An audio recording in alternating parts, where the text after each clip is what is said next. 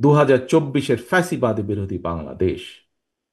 বাংলাদেশের ইতিহাসের প্রতিটি অধ্যায় এভাবেই শহীদ আবু সাইদ, ওয়াসিম, মুগ্ধের মতন হাজারো লাখো মানুষ অকাতরে জীবন দিয়েছেন, হতাহত হচ্ছেন আরো বহু।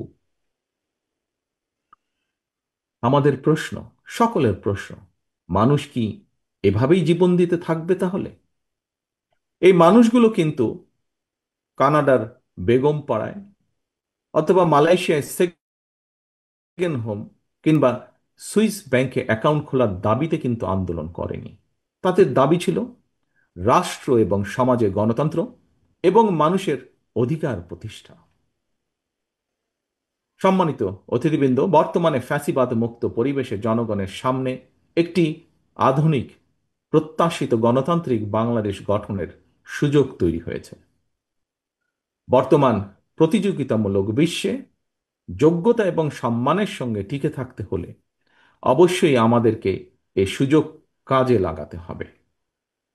আরো একবারের জন্য ভুল করা চলবে না।